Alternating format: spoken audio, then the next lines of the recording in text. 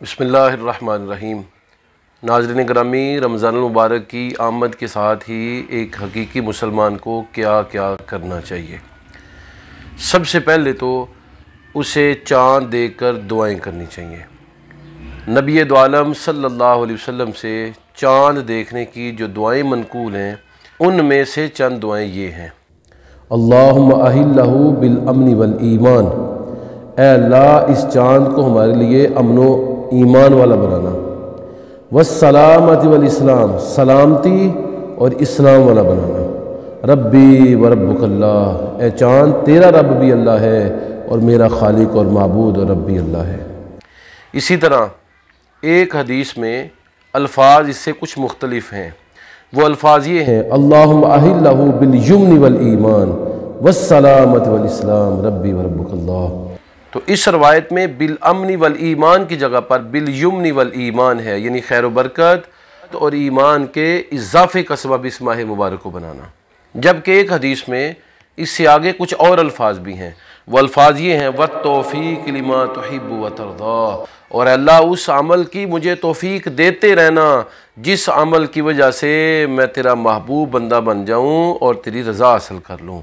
ये तो हो गए जी तीन रवायात। पहली रवायत में अल्लाहुम्मा अहिल्लहु बिल अमनी वल ईमान वस्सलामति वल इस्लाम रब्बी व रब्बुकल्लाह।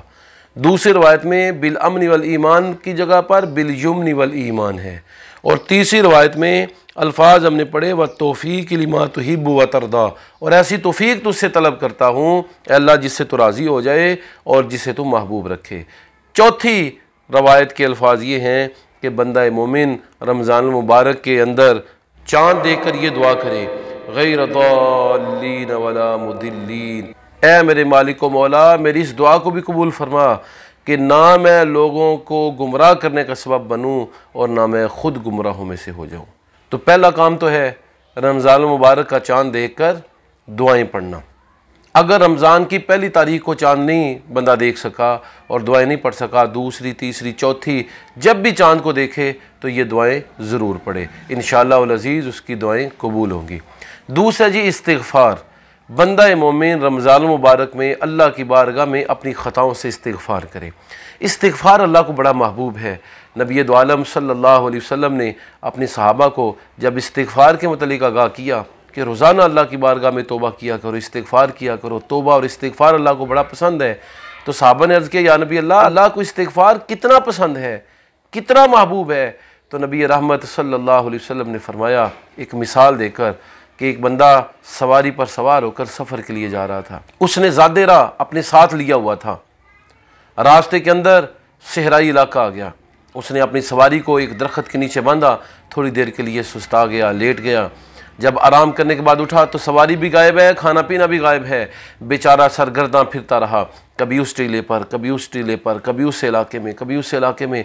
दूर दूर तक आबादी भी दिखाई नहीं देती। प्यास से जान निकलने को है, लबों पर जान आ चुकी है। बेचारा खुद अपनी कब्र अपने हाथों से खोदता है इस डर से कि कहीं मेरी बॉडी को, मेरे जिस्म को जानवर नुकसान ना पहुँचाएँ, चील कव्वे ना खा जाएँ। इसलिए वो खुद अपने हाथों से अपनी कब्र तैयार करता है। कब्र के अंदर लेटकर मौत का इंतज़ार करता है। इसी दौरान कब्र से बाहर निकल कर देखता है कि कब्र के किनारे उसकी ऊँटनी यानी सवारी मौजूद है, उसके ऊपर पालान भी है, उसके ऊपर खाने पीने का साजो सामान भी है और पानी की मश्क भी है। तो वो फौरी तौर पर इतना खुश होता है, इतना उसे अच्छा लगता है, ये मोजज़ा उसे इतना भा जाता है कि उसको कहना चाहिए था कि ए अल्लाह तू मेरा रब है, मैं तेरा बंदा हूँ। तो वो कहता है कि अल्लाह मैं तेरा रब, तू मेरा बंदा। नबी दो आलम सल्लल्लाहु अलैहि वसल्लम फरमाते हैं, खुश हुए नबी अलैहिस्सलातु वतस्लीम और फरमाया कि तुम्हारा रब इससे भी ज़्यादा उस वक्त खुश होता है जब तुम में से कोई बंदा अपने रब की बारगाह में तौबा करता है। तो उस बंदे की खुशी बिल्कुल अजीब थी। अल्फाज का चुनाव करना भी वो बंदा खुशी में भूल गया। उस बंदे ने ये भी गौर नहीं किया कि ज़बान से क्या निकल रहा है।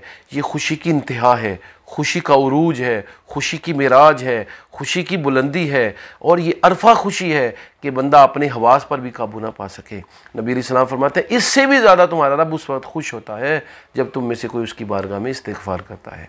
तो रमज़ान में दूसरा काम ये करना है कि इस्तिग़फ़ार करनी है।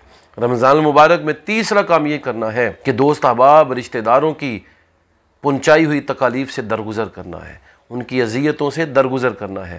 قرآن کریم میں رب تعالیٰ فرماتا ہے لوگوں کو معاف کرو، کیا تم یہ نہیں چاہتے کہ اللہ بھی تمہیں معاف کرے؟ اور دوسری جگہ پر فرمایا والکاظمین الغیظ، وہ نیک لوگ غصہ پینے والے ہوتے ہیں، والعافین عن الناس، اور لوگوں کو معاف کرنے والے ہوتے ہیں۔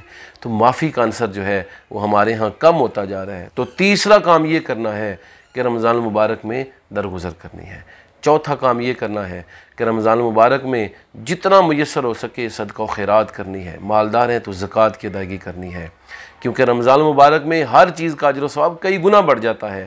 نبی رحمت صلی اللہ علیہ وسلم کا فرمان ہے کہ رمضان میں نفل کا ثواب جو ہے وہ فرض کے برابر ہو جاتا ہے، اور فرض کا ثواب 70 فرائض کے برابر ہو جاتا ہے۔ یہی وجہ ہے کہ امت مسلمہ کے اکثر و بیشتر افراد رمضان المبارک میں اپنی صدقہ و خیرات اور زکوٰۃ وغیرہ نکالتے ہیں، کیونکہ اجر و ثواب بہت زیادہ بڑھ جاتا ہے۔ نبی رحمت صلی اللہ علیہ وسلم نے فرمایا جب تم میں سے کوئی آدمی صدقہ و خیرات کرتا ہے تو اللہ تعالیٰ اسے پالتا ہے جس طرح تم میں سے کوئی اونٹ کے بچے کو پالتا ہے، حتیٰ کہ اللہ تعالیٰ اسے پہاڑ کے برابر کر دیتا ہے۔ تو صدقہ و خیرات کا اجر و ثواب بہت زیادہ بڑھا دیا جاتا ہے رمضان المبارک میں۔ پھر یہ نیت کرنی ہے کہ اللہ میں کوئی روزہ نہیں چھوڑوں گا۔ نبی علیہ السلام فرماتے ہیں کہ انسان کے ہر عمل کا اجر و ثواب 10 گنا سے لے کے 700 گنا تک ملتا ہے، لیکن روزے کے بارے میں اللہ فرماتا ہے الصوم لی وانا اجزا بہ، روزہ میرے لیے اور میں خود اس کی جزا دوں گا۔